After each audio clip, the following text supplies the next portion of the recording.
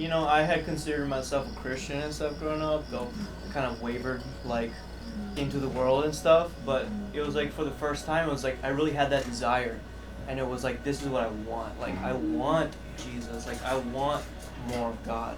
And I remember, like, the first time I spent all night in the prayer room, and it was just like open, and they were letting me like be there. And I can dance before the Lord anytime, but during the night there's less people to watch it, right?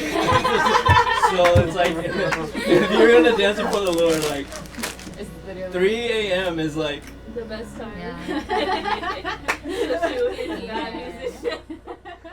Right. The Lord calls us to things that cost us something. Sleeping schedule is an interesting sacrifice. Family and friends that may not be able, like maybe you once ran with them. When you switch your schedule, sometimes things change. Those are some things that would be sacrificial.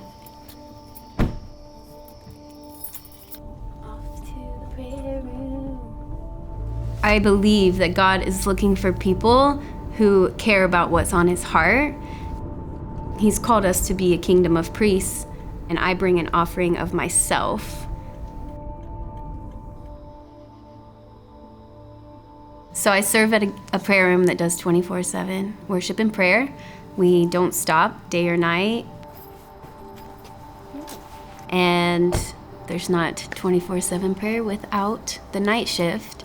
I come in at midnight, and many of those nights I'll stay till 6 a.m.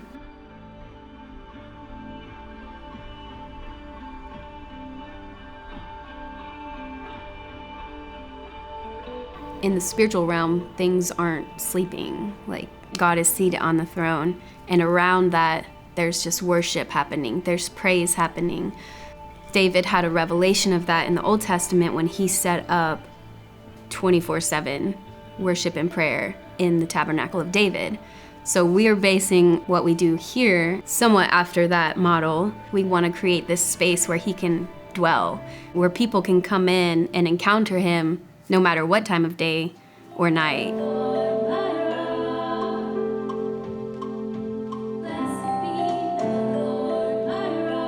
In the night watch, it's like kind of tender. It's kind of special, where I can just come to him and be with him. A lot of times we're just too busy to take a moment and receive from the Lord his presence.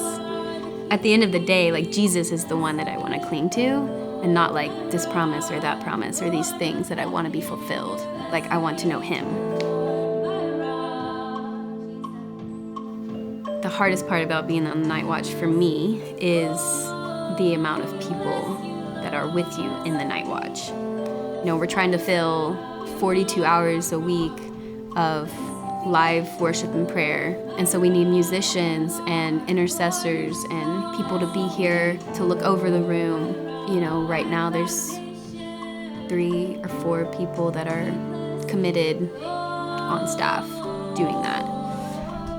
And when you're feeling that feeling of being alone, then, the enemy's quick to come in with, why are you here? Are we just trying to make something happen because it looks cool?